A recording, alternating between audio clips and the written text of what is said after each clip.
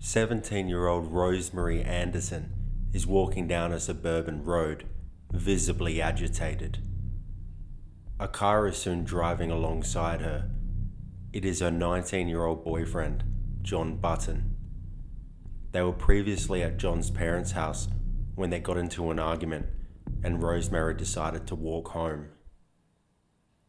John had caught up to her in his car, apologising and asking her to get into the car. Rosemary refuses and insists on walking home. John lets her walk, and eventually, Rosemary disappeared under a train track subway. He smoked a cigarette and waited. He knew that on the other side was a deserted industrial strip. He believed this area may make her change her mind. Roughly 5 minutes later, he got into his car and attempted to catch up with her. He spotted her lying on the ground several meters from the road, severely injured. Rosemary would succumb to these injuries. John was interviewed by police and insisted that Rosemary was murdered by a crazed hit-and-run driver. The police agreed, but they felt John was the driver. John was eventually coerced into signing a statement written by the detectives, which essentially made him solely responsible for the death of Rosemary. John was found guilty of manslaughter and sentenced to 10 years hard labour.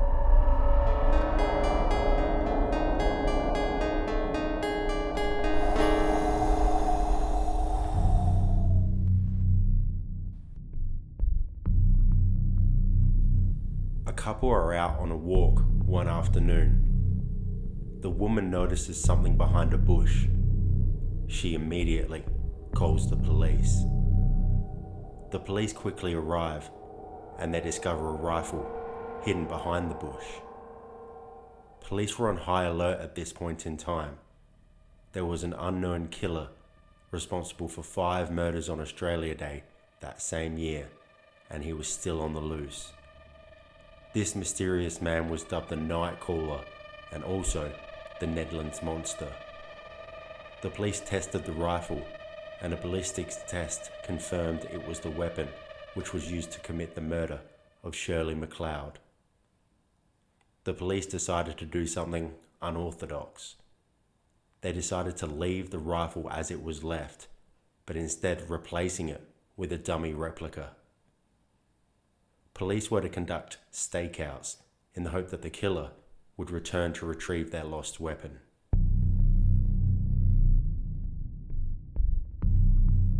After 17 days and 17 nights waiting in the cold, dead night, police would soon reap their rewards. At roughly 1 a.m, a car approaches near the location of the dummy weapon and stops. A shadowy figure exits the vehicle, walks towards the bush, and reaches for the weapon. Officers quickly swoop on the man, and he is apprehended. The police have arrested a man named Eric Edgar Cook. After being interviewed, Cook confessed to the murder of Shirley MacLeod that same day. Soon after, Cook confessed to the Australia Day murders as well. He had been behind the wheel for vicious hit and runs stretching back to September 1958. Cook later confessed to 8 murders, 14 attempted murders, and breaking into more than 250 homes. Of the 8 murders Cook confessed to, one of them was Rosemary Anderson. He provided great detail of how he had spotted her just after she'd walked under the subway, waited for the traffic to clear, then lined her up with a car he had stolen that night. As would be expected, John Button appealed on the basis of this confession. Cook gave evidence at the appeal, but the judges, already sickened by the details of his other crimes, refused to believe anything he said.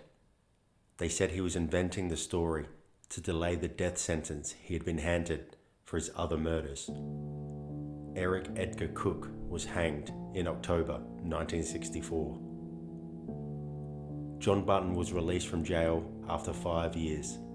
but was still deemed the one responsible for Rosemary's death. After years of fighting for his innocence, John Button's conviction was eventually quashed, but not until 2002.